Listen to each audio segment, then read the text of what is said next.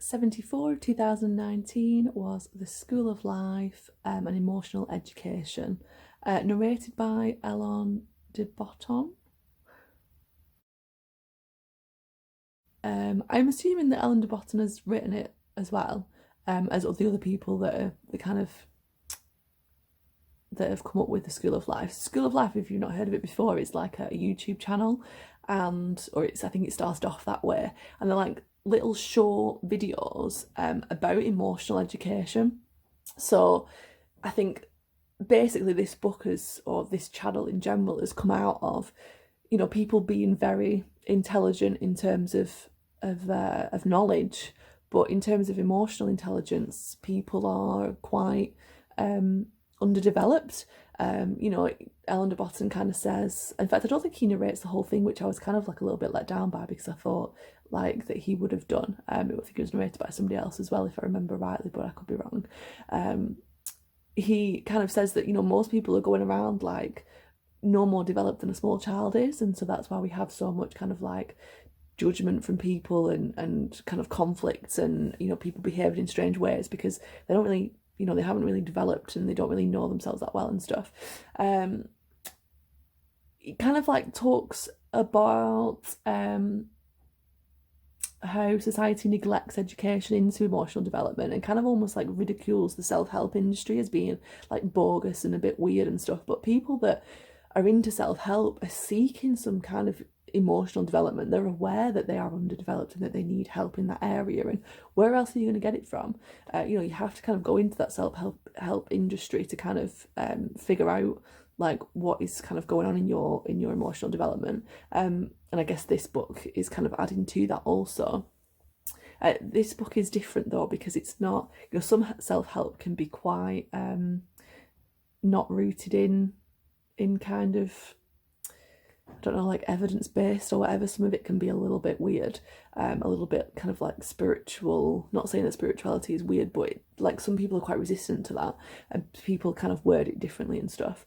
So like they're saying the same thing, but it's kind of like worded differently. I'm just reminded of an impact theory talk between Tom Bilyeu and Gabrielle Bernstein, and like Tom Bilyeu is very scientifically minded, and Gabrielle Bernstein is very spiritual, and he wasn't having anything that she was saying in terms of a spiritual sense, but as soon as it was reframed into his scientific language, he was more accepting of it. But it is technically the same thing. But that's going off on a tangent. So it kind of this book kind of starts off talking about the romantic view of emotions and of life in general.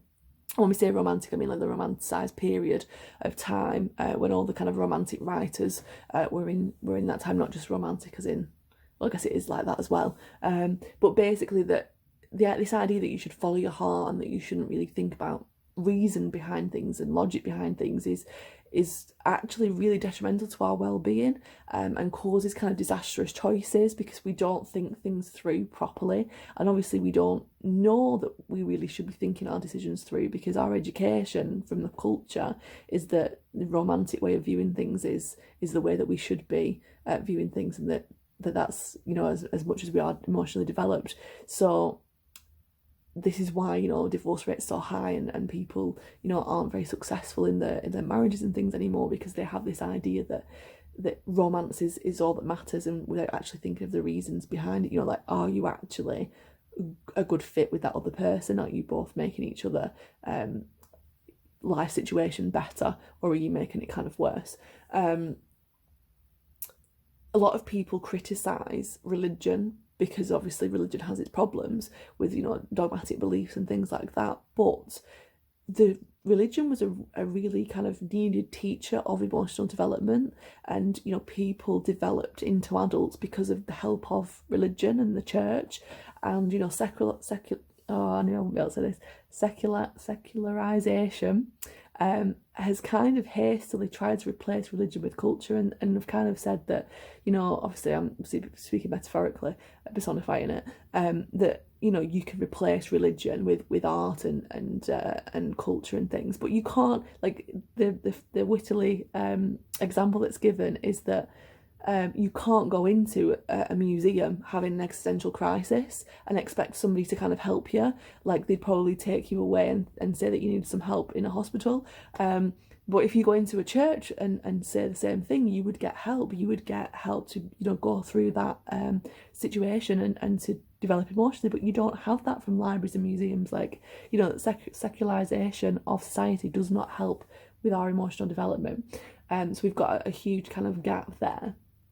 The metaphor life is a hospice is used, which I thought was really interesting, because obviously a hospice is somewhere where you go to kind of just before you're about to die, like, and it's kind of like not a nice happy place. Like, life is like that. It's not this hostel where you kind of, you're only staying here for a bit, then you're going somewhere else, like, and that it's all kind of happy. He talks about the positivity that people are kind of breeding in society is mania, because it's just kind of like, it's impossible to be positive all the time. Like, life is not about being happy and about being positive. It never was.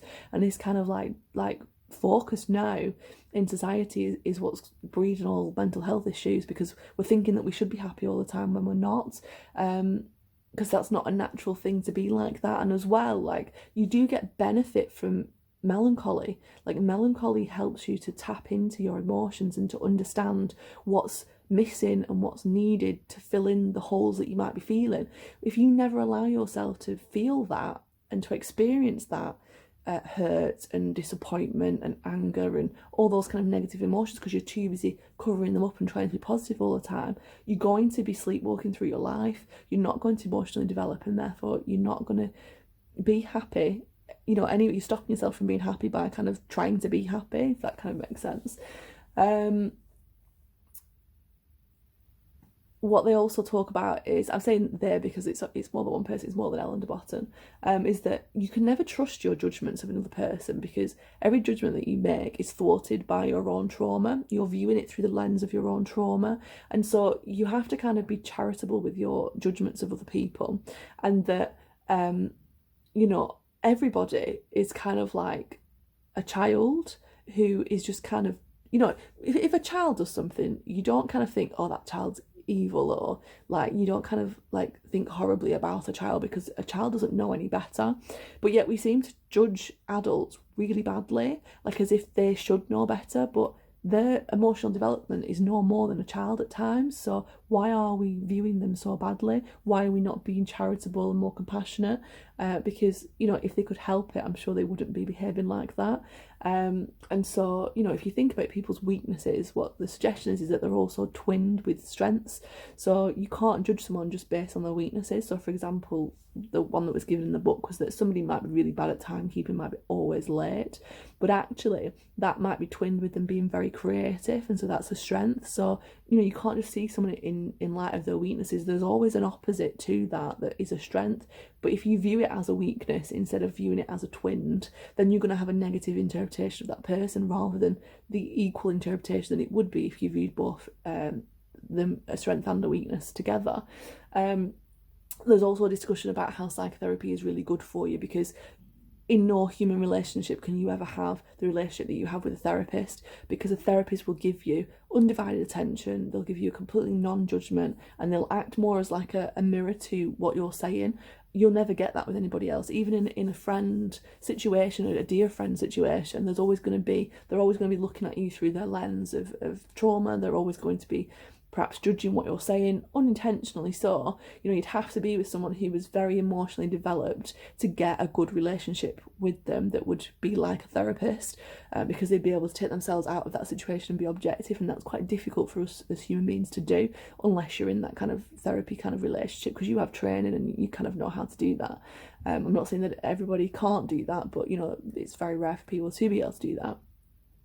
And as well, to kind of be compassionate with people. So this is another discussion, be compassionate with people, because people that wound us are usually damaged themselves.